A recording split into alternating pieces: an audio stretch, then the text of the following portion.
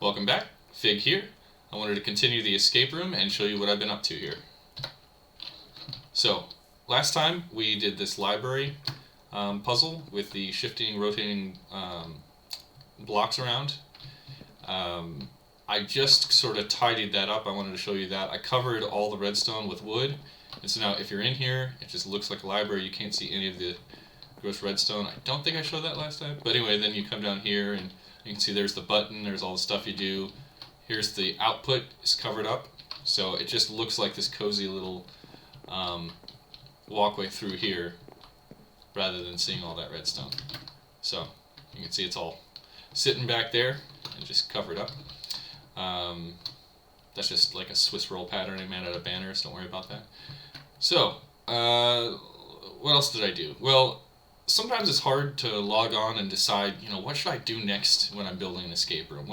What should I do? You need some inspiration. Well, sometimes necessity is the mother of all invention, as they say. And so, in this case, I don't know if it was last time, but we had made this stable. We've got the secret hay thing there, and you've got the pitchfork here. And there's a competitor coming out the other side, and before that redstone was just sticking out the side of the building. So, I thought, well, I need to cover that up. So I built this little side building here, and then I thought, well, what if I could get up on the roof? And so I put some hay bales here because that fits in with the theme of this area. So now you're able to get on here, but I thought, well, what's the point of getting on the roof? Well, what if there's a secret little ladder here, allows you to get up, then you're up here, but what's the point of getting up here? Well, you could jump from here across to the ramparts. There's an easier jump here too, if you're worried people won't be able to make it. But what's the point of that? Because this tower is completely accessible through both down there and over there. So I had to do two different things. You can see I caused part of the tower to crumble, fell down there blocking the path. So you can see there's some little rumblies down there and there. So now if you're on the ramparts, you get here, you can't jump up here, you can't get across. And this is just some cobblestone with some gravel and some stone buttons. Again, there's a lot of aesthetics that'll probably be improved over time, but right now I'm just getting the basics. But that way you can't get across from that tower to this tower. And to deal with this, I have a locked door, an iron door, so you can't just open it and go in. So now this tower, the only way to get into it is through this new secret I've added. So you can see how just the idea of that comparator needs covered up, one thing leads to another, and all of a sudden you've got a new sort of locked off area you have to get to a secret way mechanic. Then that door down there, I do have it so you can open it. So if you do get in here, you can flick this lever, and then that's open. So now you don't have to go through climbing this to get up there every time. You can just flick this lever and then have access to it. And while I'm here, I don't remember if I mentioned this before. Oops. Jump to the top. These things are like mazes. There is this red terracotta that is always facing north. You can see, where is it? Yeah, over there on the left, facing north. And the reason for this is because people can get really easily confused, especially going down in here. You can imagine in the heat of battle, soldiers are up here doing things, and they need to run down. And it's like they get really easily disoriented, and they're like, where's anything? So the red terracotta always faces north. That way they can always keep themselves oriented correctly to know which direction they're facing. There's always at least one point of reference, and that being north. That's just like a neat little thing. They'll probably be in like a book or a diary or somewhere written down so people can know that, because that might help with some other puzzles later, just to keep people oriented on what needs to be where. And I'll get to that in a second. So, well, in a little bit when we get to it. But so the next thing, I finished that and I was like, well, that's neat, but now what do I do? So I might have mentioned before, the plan is that there's going to be this courtyard section, which you start in, and the castle is going to be locked off. And then you have to go through the chapel down into the secret catacombs, and then that'll bring you up into the castle itself. And that's something I had planned very early on, but I hadn't worked on the Catacombs. So I logged on and I thought, well, I guess I'll just work on the Catacombs since I haven't done that yet. And you can, just to remind you, required item. There's a secret set of stairs here. You're going to get this item, whatever the item turns out to be. Oh, I guess I didn't reset it properly.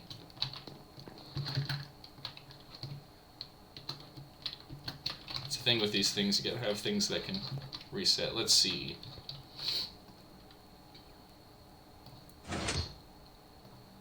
Okay. Is that...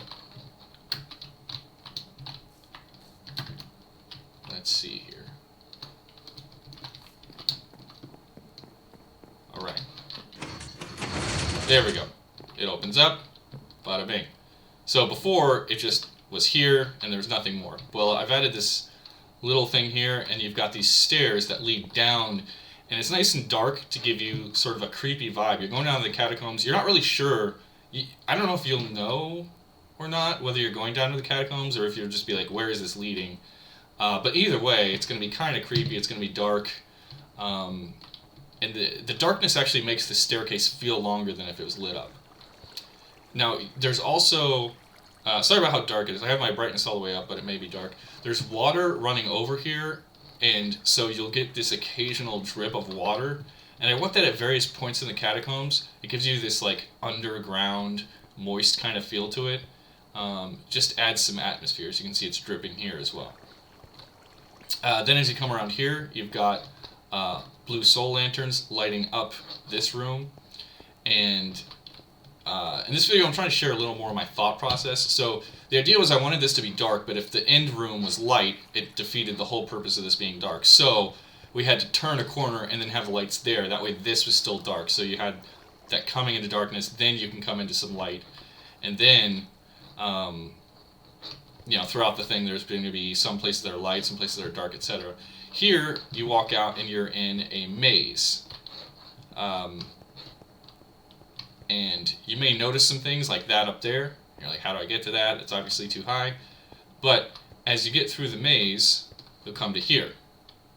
And the way I developed this entire section here is actually that this water was already here. And when I was trying to figure out what to do with this big room, like where the maze is and where this was just a big open room. I didn't know what to do. Well, I thought, well, what if there's a bridge across the water? Well, that's cool, but if I walk through here and there's not a wall here, I can just walk over here. So I had to put a wall here. I had to destroy some blocks there so you couldn't jump across. So the design of this room all came from the fact of I want someone to have to walk across this bridge. Not really any good reason, but just to give it a little more, you know, interest, I guess. So you've got a little bit of lightings here and there. Come across, and there's this ladder. Now, when you first enter the room, you may notice some things. I'm not sure how much the people will notice, the players, but you've got a ladder, which I think is pretty obvious. It leads to nowhere, but you can clearly see there's a path up there. And you may see that there's space up there, too, and you might wonder, how can I get to that ledge? But if you climb this ladder, there we go, you can't jump up there. You can see there's a doorway, there's a lever, you may or may not be able to see, but you can't jump up there. So you have to go this way. And so that water really just led into the development of this entire room, which led to a lot more stuff. So here, a little parkour, because I thought, well, you walk through here. Well, what about if you had to jump? That would be interesting. And so now I've come up with the idea of having this little parkour. And I don't really like too much parkour because it can be hard for some people, and it can be a little bit infuriating. So this is the only section that's going to have parkour, I think, in the whole escape room. So once you get through this, you don't have to deal with any more parkour because it can be frustrating if you keep messing up. But my idea was, if you do mess up, you fall down here, and then you're in the maze again. So there's sort of, it's just a tall room, and the bottom is the maze, and the top is the parkour. If you fall, you're back in the maze. And you can see, if I go the right way, here's where we came out at. So, let's see. come up here.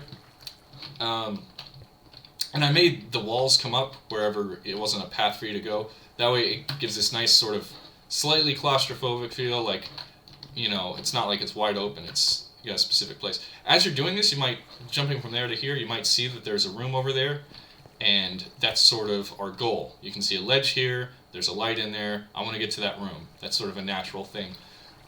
This down here I'll have to decorate, and whatever I put here I need to make sure you can't jump up here, because that wouldn't be any fun. So what you have to do is you have to, you know, do a little parkour. Oh, I didn't sprint. Yeah. Do a little parkour, come over here. This is that room that we saw when we were down here earlier. So that's how you get to it, is up here through parkour.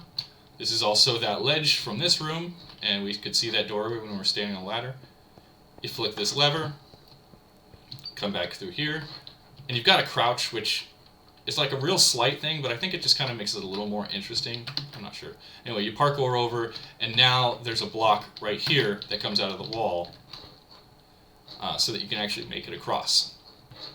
Now once you're in here, this is going to be a maze through the catacombs. And again, I don't have it decorated yet, so right now it's just cobblestone and stone and lights. There's no nothing to make it look like catacombs, really. I'll need to add a bunch of stuff. Not sure exactly what all I can add to make it look like it, but definitely some spider webs, mushrooms at the very least, and we'll just see what else we can come up with.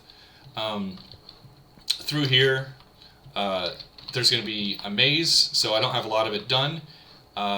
So my sister, Taco Tuesday 2, she's been helping me with this, and she said whenever you design a maze, you come up with the start, the end, and then you mark out the main path, and then you can add all the detours along the way. But you've got to have the main path figured out before you add the other stuff. So that's what I did. I used shroom lights to kind of mark out the path.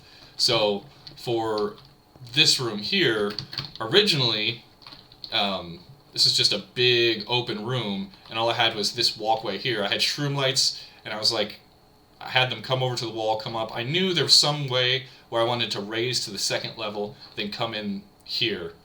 And then I designed all this to figure out that path. So here, no matter which way you come out, you're going to be in mazes. One of them is going to eventually lead to these shroom lights, which take you on.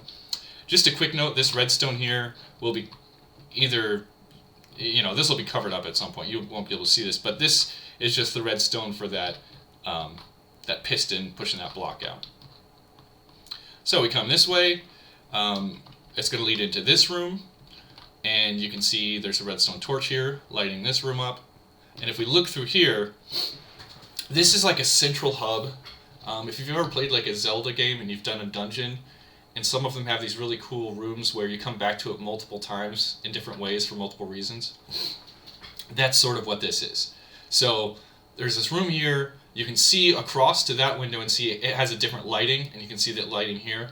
So depending on how much you're paying attention, you might realize that all four directions have a different lighting scheme. So all of the rooms that are on this side will have redstone torches. That room we first came into had redstone torch, and this one has a redstone torch. And then you can see from over there, all those rooms will have blue torch, all those will have the blue lantern, and all those will have the yellow lantern. And you may not realize that at this point, but at some point you're going to need to realize that. So you can see that. You may or may not notice a tiny little window up there. So this kind of gives the feature of, there's down there, I don't know how to get down there, but it'd be cool if I could. There's doors and stuff down there, I want to get down there. There's also windows there, rooms. How do I get to those? And that, how do I get to that? So it brings this little intrigue of like, how do I do that? So just giving a glimpse of something you can't quite access yet is, I think, a cool feature. You'll come through here, there'll be some mazes, blah, blah, blah, blah, blah, blah. You come around, again, following the shroom lights right now. You come in here, and you're in the yellow lantern room. So you can see that we're right across from the redstone torch. So we were there, we've gone through some maze stuff, and then when we find our way back here, this may be a moment of like, yes, I've made it, you know, I'm back at something familiar. I'm also seeing that I'm at my goal of I wanted to get here and now I'm here. There's where I was. It just gives this nice sort of feeling of connectedness. Then you'll come out here. There'll be a little bit of maze stuff. Probably not too hard in this section. You can see redstone there. That'll get blocked up. You come in here, and there's a blue torch. So now we're in another one of these rooms. Before we went from there to there. Now we're here. And how do we move on? There's no exit to this room, but you may notice there's a button here. That opens there. We have to crouch to go through, so it feels like a little secret tunnel. And then when we get here, this is that window that we noticed when we were down in there. And all this will take longer because they have to go through mazes, maybe solve some puzzles, etc. So this is just a quick version of it. But we're up here in this window. We can see where we started. Again, a glimpse at that room. So that's pretty cool. Come down here, crouch to exit, and then we go through some maze stuff. And then we end up here. So this is the last room. We've now been in all 4 of these windows. We've been in all of the light source rooms, I guess you could call it. You can see down there, that door is going to be a little fancier than the other 3 doors. There's one on each side. So that'll be like a circular room down there that you can see, and our goal is, how do I get down there? Here we've got this red terracotta, and so earlier the player should have learned that this faces north, so blue lanterns are in the northern parts of the maze. We'll go through here. You can see we've got blue lanterns lighting it up because this is our section, and these sort of lead you on a little bit. You come through here and you're like, ooh, blue lantern, ooh, blue lantern. It catches your eye and kind of directs you to where you should go next. But then when you get here, I'm always worried about, when you watch game design videos and stuff, they talk about how do you direct the player without just having like a, hey, follow this line. And so you want to have things that draw their attention, get their eyes focused on it, something that's interesting. So you follow the blue lanterns, but at this point, it's like, what is this? And down in the catacombs, this is the largest room. There's no other rooms this big. So maybe like, what is this? There's lights here. You may notice the red terracotta. It means north. There's all 4 of the lighting things. You may notice this little room over here. What is this? What is it? It's nothing. So then you've got to figure out the puzzle that we're trying to block up these. You flick these levers, and it blocks the lights. So we may have learned earlier that the red terracotta is the blue lantern. Now we can always go back through here if we forgot the pattern. So we can try to look at this and remember, okay, this is here, whatever. So the north is a blue lantern, east is a redstone torch, etc.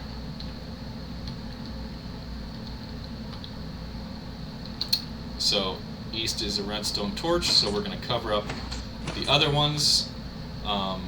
Blue is across from blue, so blue torch, blue lantern, and then across from the redstone torch was the yellow lantern. Once we've got all these, it opens this little thing here. Flick this, and we get this cool little animation of this opening up. Now originally, I had it to where, by the way, this is cool, making this go one way and then work the other way. It's got an asymmetric redstone thing. I'll show you that in a minute. But when I had this originally, I had it so where as soon as you got this correct, that would open up. But the problem is that cool animation, no one gets to see. So it's like, you may hear something, you may walk over, it's open. But I thought it might be a nice reward if they could see the animation. It's not the coolest thing in the world, but it's just like a neat little thing. So instead of that happening, I had it to where this opens up. And then you're guaranteed to be standing here to flick the lever and have that open up. Now, then you come down here and you follow some more stuff. But real quick, let's go over just a quick thing of how this redstone works. So these gold blocks won't be here. I just have this here so I can safely remove part of the floor to show you. So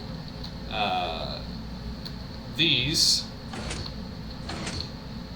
the lever obviously connects to the piston right here through this. So the lever powers the redstone, feeds into a target block, and it has the torch on the other side, which controls whether the pistons are up or down. But that part's simple. How do I make that work as a combination lock to open that door there? Well, it takes some know-how, but just to go over this real quick, this is an AND gate. I'm pretty sure I've explained it before, but just to say, you've got your two inputs, you've got your output. An AND gate, you have to have both of the sources on in order for the output to be on. If the inputs, one of them's off, the output's going to be off. So they both have to be on. So this is a basic redstone logic circuit, and using these basic concepts of, you know, having boop, boop, boop, boop, boop. Oh, I don't want that. I want this, and then this. So this, when this is off, that's on, and when I turn this off, it powers the block, turning the redstone torch off and the light off. So this is a NOT gate. It just switches. If this is off, that's on. If this is on, that's off. Using that and this simple AND gate concept, you can really build a lot of logic circuits. You can also look them up and just copy them. If you don't understand them, that's fine too. But the idea here is I needed to have it to where when that's the only one open, then the output here would be on. So here I have the output.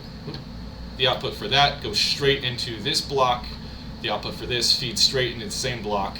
The same concept here, and this one just goes straight out. So you've got this AND gate. If the correct one is turned on and the other ones are turned off, then the output of that is yes. If this one's also off, then the output's yes. And then here we have it feeding in. I don't know if that makes any sense, but you can see it's just a series of AND gates that all connect together. These ones does the same thing, comes out AND gate, feeding into this AND gate, which has the outputs from, if this is correct and this is correct, then yes. And then this is an AND gate saying if both of these are correct and these are correct, then the output's yes, and then it feeds into the output. So it can come over here and control the stairs. It can also open this lever. But originally, I had this just feeding straight over there, but like I said, I had to change it. And an interesting problem I had was that these stairs, let's see, when it opens, this block is going to need pulled out of the way, and then the stairs are going to need to be pushed out there, right? All the blocks are moved out, stairs are moved in. When it closes, however, those stairs need to go first, because otherwise they'll get pushed over. So that was an interesting problem I had to solve by having the redstone come through here first. There's a delay on that, so this always happens before that, whichever way it's going. And that gets a little complicated. If you don't understand the redstone, that's fine. But yeah, that's just the that's how it works. Hopefully that makes some sort of sense. But there's a lot you can do if you just learn a little bit of redstone and then learn how to put it together and make it ever so complicated. When you come down here, you'll go through some mazes. You'll eventually end up in this middle room. This will give you a nice feeling of, hey, I'm back here again. There's the places I was. There's all the lights. Here's that fancy door. This will have the same pistons blocking these as those lights up in that puzzle room we were just in. So you'll have to go through each of these rooms. You'll have to go through this door, solve some puzzles and stuff, whatever. Once you've done it, you'll be rewarded with a blue lantern. You come back here, and there'll be a chest, I don't know if in the center or over here, but you'll put it in and it'll reveal that one. So once you've got that, and that, this will open up, and this one will already be revealed. So you're coming back to this room a lot of times, because there's the first time when you come to here, so that's 1, 2, 3, 4. When you pass that, that's 5. if you have to double back to look at how the lights are set up, that's 6. Then when you come down here, you first enter, that's 7. You go out and come back, that's 8. Out and come back, 9. Out and come back, that's 10. So that's 10 times you'll see this room. This will be a very familiar sort of centerpiece that keeps you grounded in a big confusing maze. So the player doesn't get too confused, because it's like, okay, I've got this. This is familiar. I feel safe. Explore, come back, you know. So a total of 10 times you'll run into this possibly. Then you'll come through here, and all of this I don't really have worked out, but there'll be a bunch of mazes. Again, the shroom light is sort of the main path. I might change it so it's not so linear, but just the idea is you'll end up over here. You've got these ladders, and this is a trick from, I'm sorry, I can't remember who. There's some YouTuber. My sister was like, hey, I was watching, I think it was Skip the Tutorial, maybe. Sorry if I'm wrong, but and they said if you put a composter behind the ladder, it makes it look a little more fleshed out and a little better. So that's what I did here. Tried that out. So you've got this ladder. You go up there, guided by some torch lights, which is good. You feel like I'm going in the right spot. Then you come through here, and this is under the castle. So there'll be some maze-like stuff here. Eventually you'll end up over here, and then you'll climb up through this tower. Bada bing, bada boom. And this is the backmost tower of the castle. So we entered the catacombs through that chapel in the very front right corner, and then we went all the way through, you know, some mazy stuff, and we end up all the way in this very back left corner. And then once you're out here, you'll come out into the castle. We'll work out how to do all this stuff later, but you'll be able to, as soon as you get up here, you'll be able to unlock this gate so that you can then travel back and forth. Kind of like here, where you have to go this secret way to get up there, but once you're there, you can open that door and then just go through every time. We don't want someone to have to go through the catacombs every time they want to go from here to here or back again. So they'll be able to open this gate and then just go straight back and forth. So yeah, that's the progress on the catacombs so far. That's what I've been working on. I'll have to add more. Again, there's a lot of puzzly stuff like clues and story and stuff that I haven't worked out yet. And I'm not sure if I'll put that in a video or not, because I might want it to be like a little more secret for if anyone wanted to play this. But hopefully you learned something about the sort of thought process that leads from one thing into another today, or I don't know, just the possibilities with Redstone. If you have any questions about how any of this works, let me know. I'll try to explain it the best I can. But hopefully at least that inspired some people. I think it's cool. The catacombs turned into a whole other thing. I showed this to my friend, and he said, you know, when you first mentioned this, I thought the catacombs was going to be a tunnel from there to there. And I was like, yeah, that was my original idea, but it just sort of became something more as I worked on it. And that's okay to have your original idea. The whole point of brainstorming, the reason it's called brainstorming is because it's not a fleshed out, decided thing. You know, you're just like, I'm going to do whatever. I've got ideas, and I work on it, and then you workshop it, and your end result can be something completely different. It's a storm. It's not a focused, start here, my first draft is my final draft. No, it can be interesting. It's a path. You know, anything that's fun, do it. If you do something and you're like, well, wouldn't it be cool if I could, you know, jump up on that roof, jump up on that roof, jump over there? Well, sure. If you like it, then go ahead and do it. So yeah, one idea leads into another. The catacombs definitely evolved into something new. And so there's sort of this difference in this escape room now. There's 3 different parts. There's this part which is more open world exploring. As soon as you log on, you're able to just go anywhere you want. Then the catacombs is like a maze and sort of puzzles. And then up here, I think it'll be a lot of puzzles, and you'll kind of unlock one room at a time. So you'll have access to some of it and open this up, but then you won't be able to get through all these doors until you solve little puzzles and find your way around. So yeah, I think that's about it for today. I hope you enjoyed, and let me know if you have any questions or thoughts, and I'll see you guys next time. Bye.